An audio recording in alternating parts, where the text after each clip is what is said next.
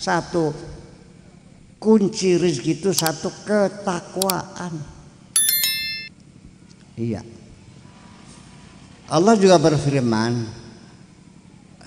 "Lau anna ahlal qura amanu wattaqau lafatahna alaihim barakatim minas sama'i wal ard." Andaikan mereka itu bertakwa, beriman dan bertakwa, pasti akan kami turunkan keberkahan dari langit dan akan kami keluarkan keberkahan dari bumi.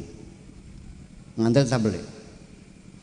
Ya, la fatahna alaihim barakatin minas sama, keberkahan dari langit akan kami turunkan, wa minal ardi, dan keberkahan dari bumi pun kami turunkan, akan menjadi kemakmuran bersama. Ini ketakwaan tidak bisa dihindari.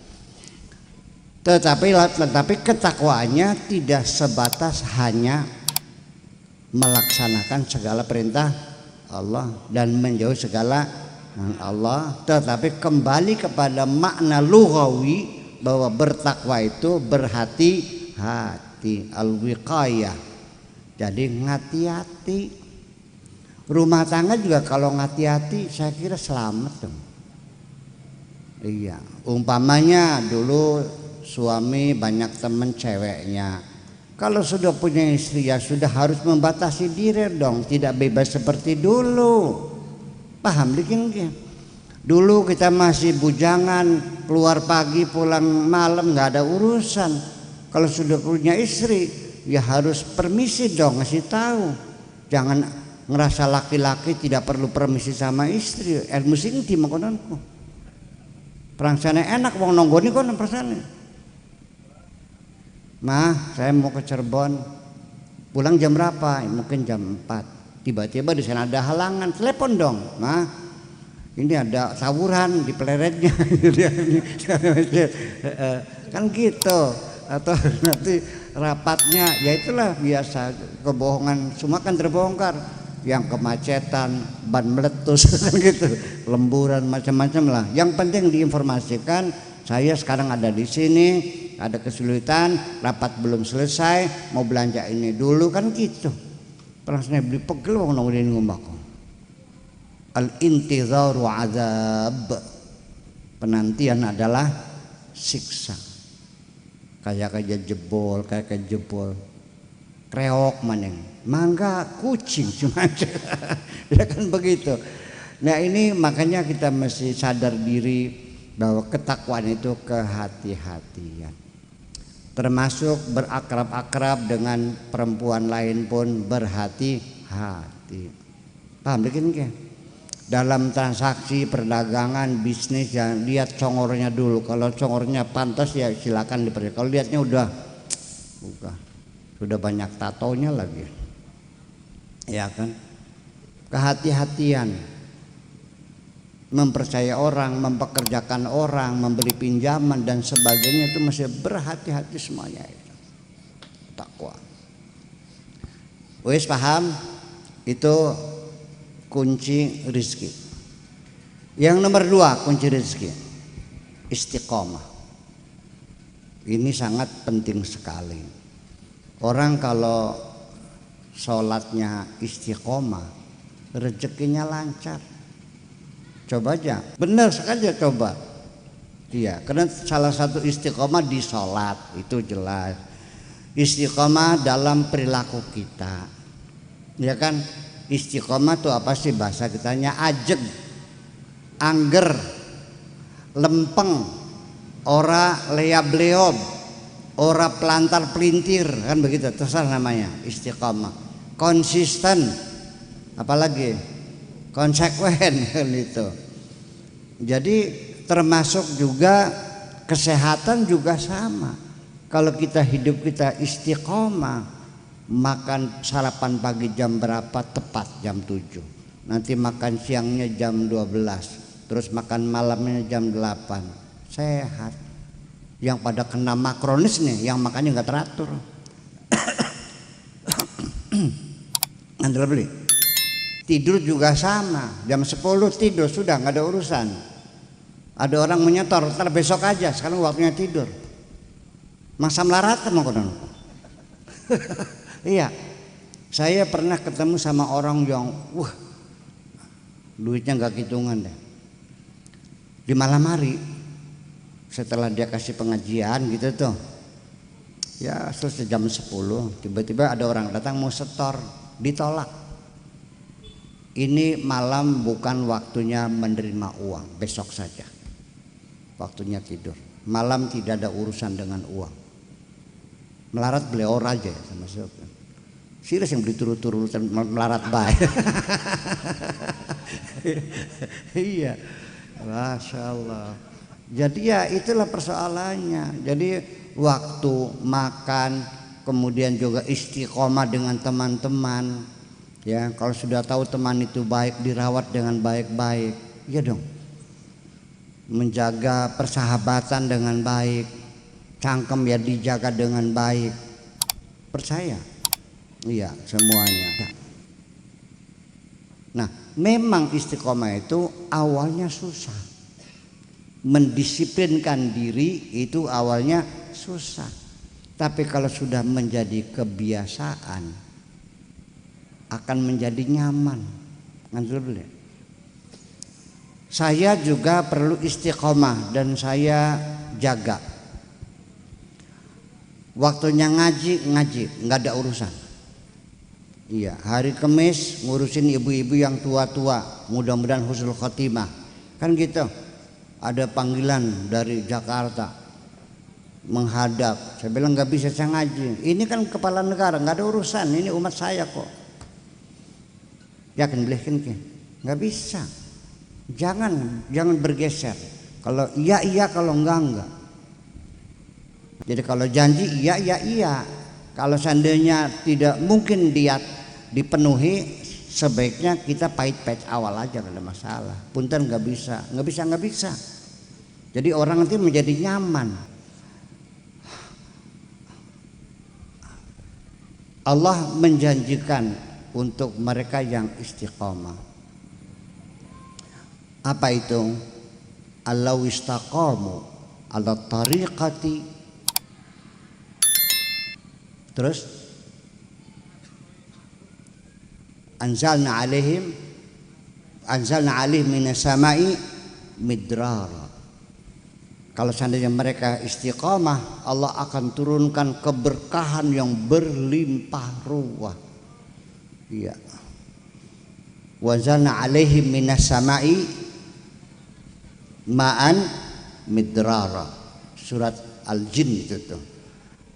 Lau annahum mustaqamu ala tariqati lanzalna alaihim minas samai ma'an midrara. Berlimpah ruah. Jadi kunci-kunci rezeki itu ingat bahwa satu prinsipnya takwa, kitanya penuh kehati-hatian. Kemudian kita punya konsistensi. Kalau kita tidak istiqomah, ya artinya kamu belum layak dikasih. Nah, Kang Im jaluk banyak nih kula, tapi beli gawa gelas ngucurakan nanti.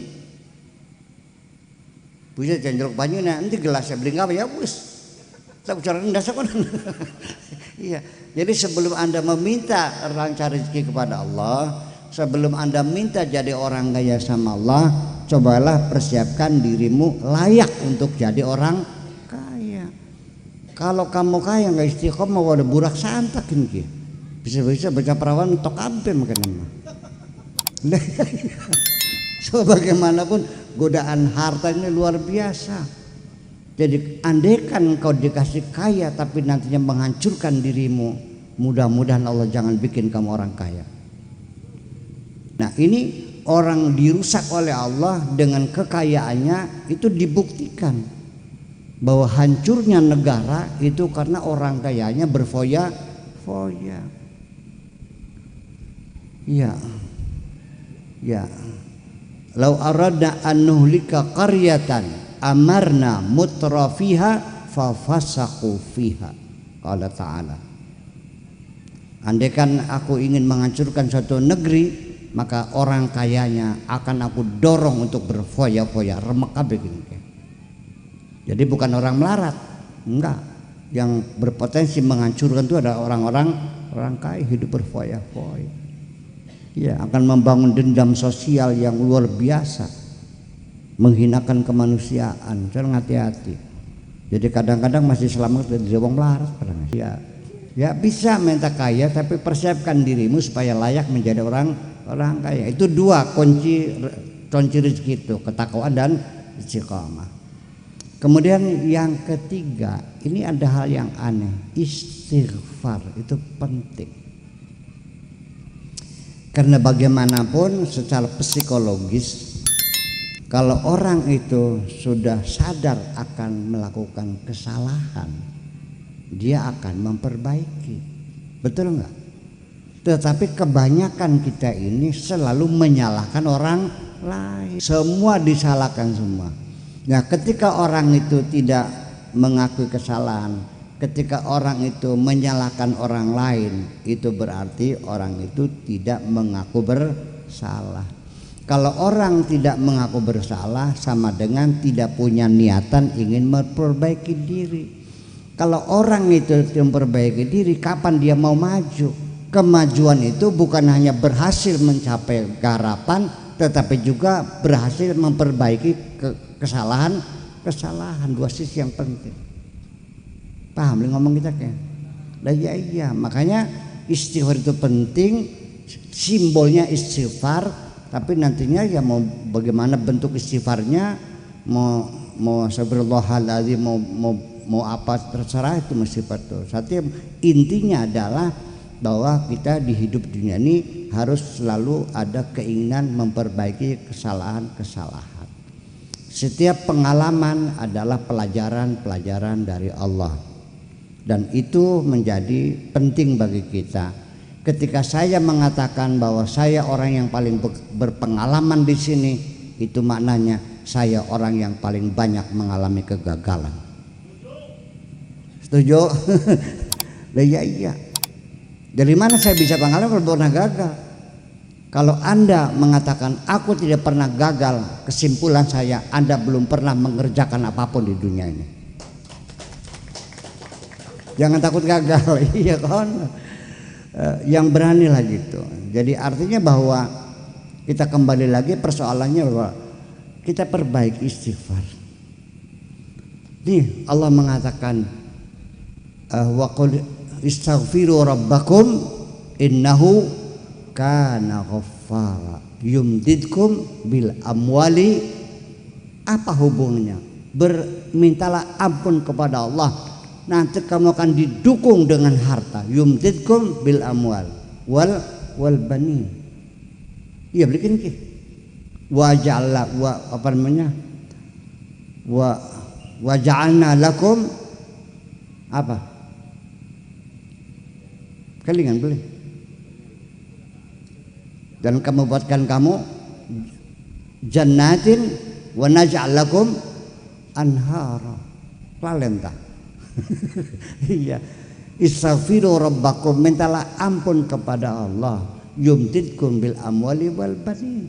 Allah akan mendukung kamu, memberi hadiah kamu dengan harta benda yang berlimpah ruah wal banin. Nah, pulanya saya sering kali kalau ada orang mandul pengen punya anak, salah satu jampinya saya suruh baca istighfar yang banyak.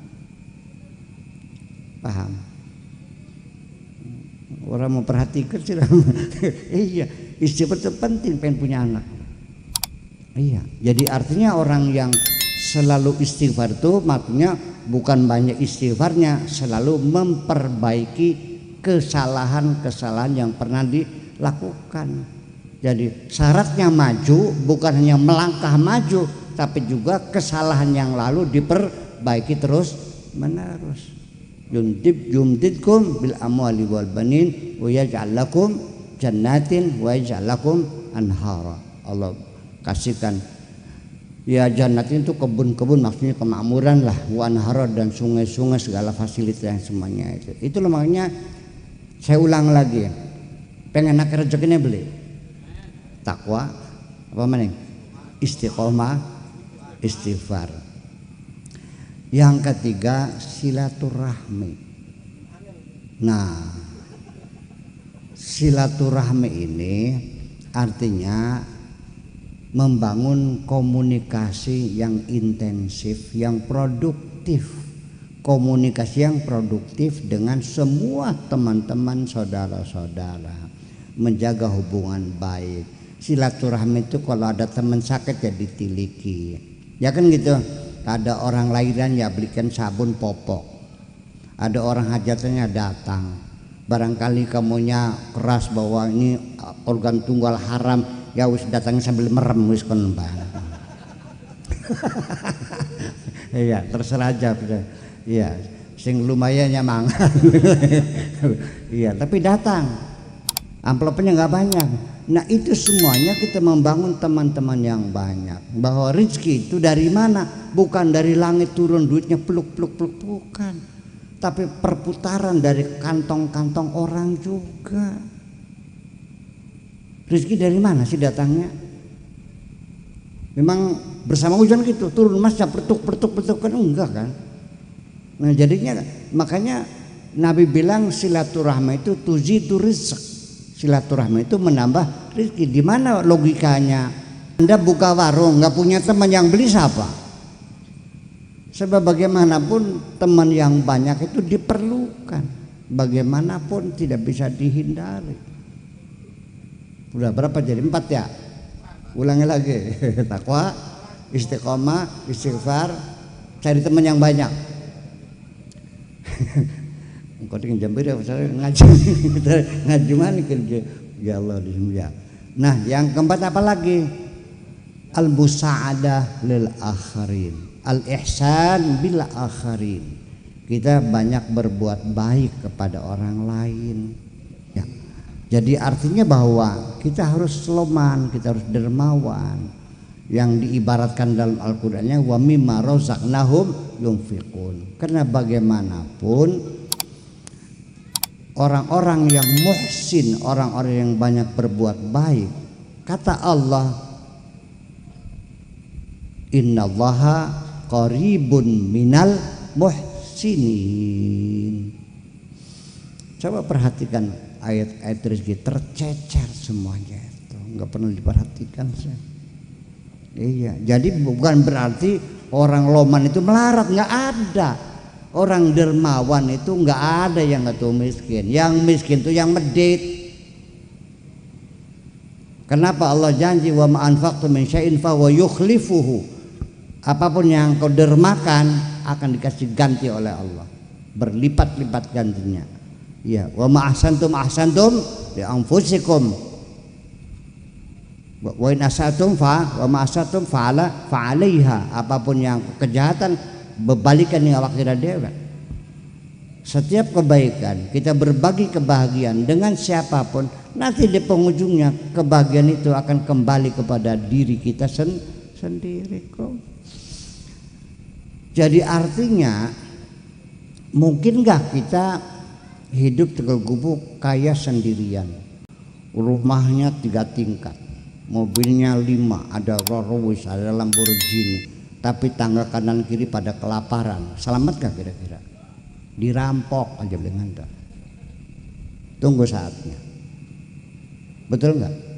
Nggak bisa. Bisa nggak kita hidup sehat tapi sendirian sekeluarga aja, sampai gotnya pakai keramik, kamar mandinya digodok sampai panas, sampai kuman-kumannya mati semuanya, godok kangkung 4 jam, salok loge supaya steril semuanya.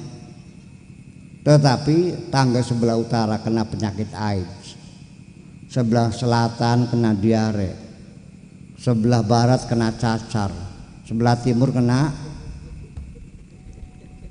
lepra, mencret beli, nggak bisa. Jadi kita hidup ini ya kalau sehat bareng-bareng dong, baru ada artinya. Makmur juga harus bareng-bareng, kalau sendirian nggak ada artinya. Pinter juga sama, harus bareng-bareng. Saya ini 25 tahun di Indramayu itu seperti Tarsan, dewekan baik. Ya Allah, pegal teman, ya Allah. Artinya setingkat apapun kecerdasanmu, sebanyak apapun ilmumu, kalau engkau tinggal di tengah masyarakat yang goblok, siapa yang menghargai kamu? Paham? Ya pinter-pinter KB, waras-waras KB.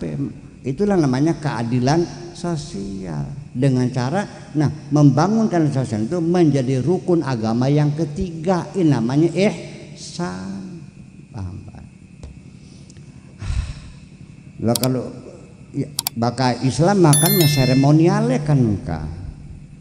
Iman itu nilai-nilainya.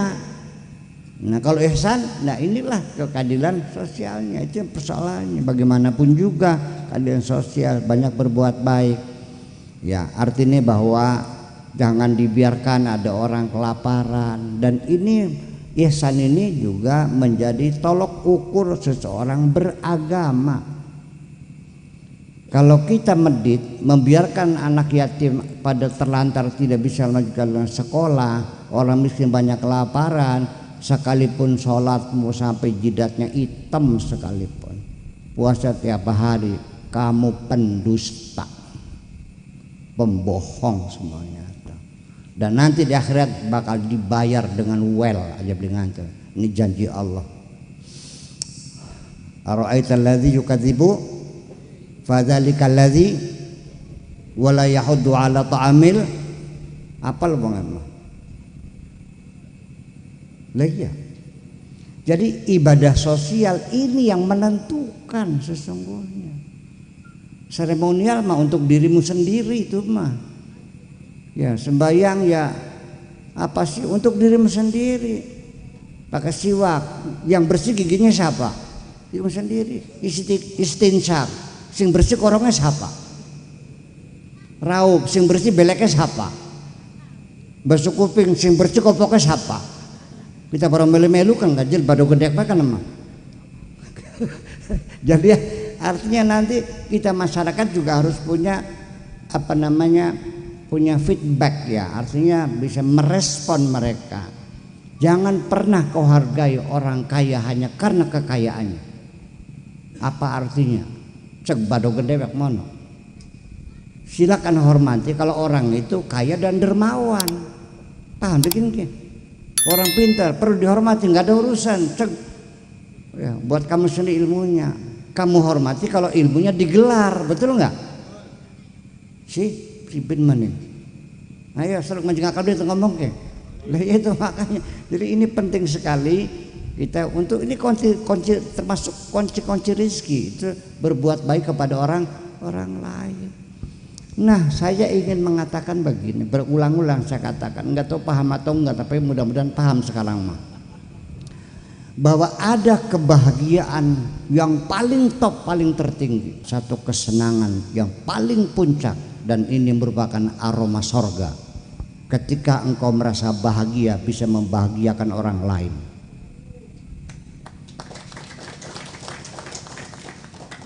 Paham bikin ke? Apa yang terjadi? Aroma sorga. Karena kita setelah berbuat baik kepada orang hari ini, malamnya yang tadinya susah tidur kok cepet banget tidurnya. Mimpinya kok enak banget sih. Kok ujug-ujug kurap hilang, kopok mari, meler mari. Tidurnya lahap, makanya lelap. Rezekinya lancar, badannya sehat, temannya banyak. Istrinya sayang, anaknya lucu-lucu, kurang seberapa lagi. Itu dari kebaikan-kebaikan yang kita perbaiki. Wis paham koranku. Nah itulah makanya, dan yang terakhir, soalnya kita buru-buru waktunya. Yang terakhir, sampai sekalian ini karena ini pedagang semuanya. Yang terakhir, yang ke-8 ya, yaitu as-sidqu fit tabayu. Dalam transaksi perdagangan, tolong bangun kejujuran. Jangan pernah mengecewakan konsumen.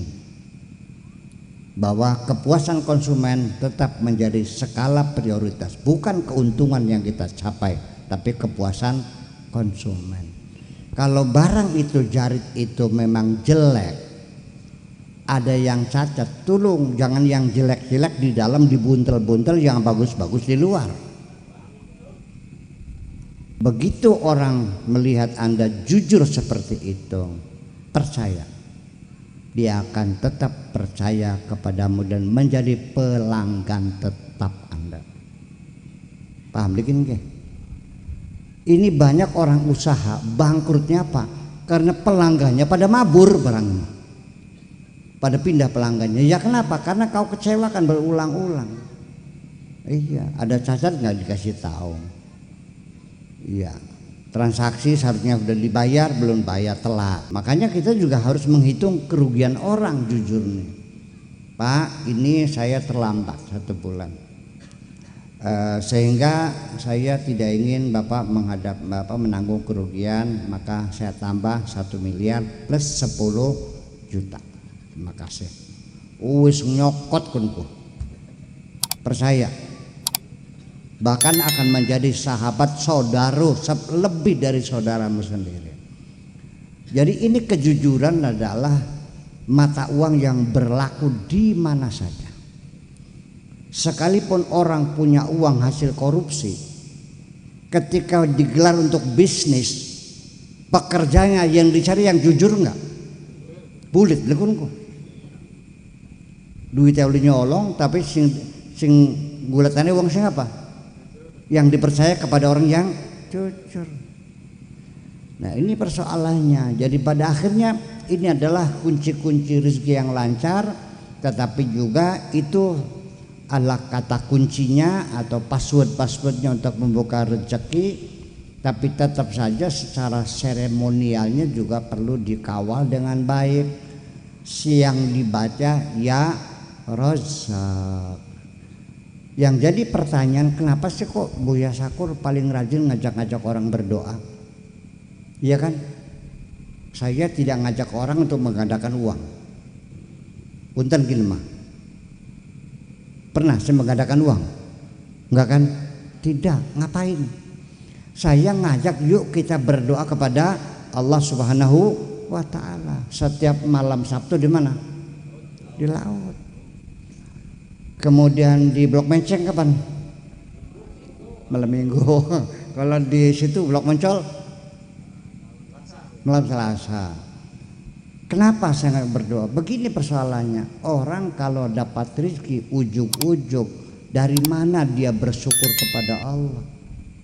Paling-paling rasanya kepok oleh kengailan dewa. Begitu dapat rezeki, ini adalah hasil jerih payahku, hasil banting tulang peres keringat, kan begitu. Tapi kalau di awal kita berdoa, kita akan merasakan inilah jawaban Allah atas doaku ya Allah, alhamdulillah. Itu yang paling penting. Begitu kita alhamdulillah, ke depan rezeki kita akan dilipatkan lagi. Walaqad ta'adzana rabbukum la in syakartum la azidannakum wa la in kafartum. Kalau kamu tidak mengaku pemberian, ngakunya dapat banting tulang sendiri, ngakunya dapat peras keringat, maka inna adzabi lasyadid, tak pentung imang sawurung masalah. Iya belum orang. Bapak sekalian, punten bekin mah kula ngaji maneh. Semono bae, mudah-mudahan harapan kula mudah-mudahan andana busa karo lulu panjang jodoh akeh rezekine. Amin. Bismillahirrahmanirrahim. Rabbana auzi'na an nashkura ni'mataka allati an'amta 'alaina wa 'ala walidayna wa an na'mala salihan tardah wa adkhilna bi rahmatika fi ibadika salihin. Rabbana atina fid dunya hasanah wa fil akhirati hasanatan wa qina adzabannar. Wa sallallahu ala sayyidina Muhammadin wa ala alihi wa sahabati ajma'in. Subhana rabbika rabbil izzati amma yasifun wa salamun alal mursalin walhamdulillahi rabbil alamin.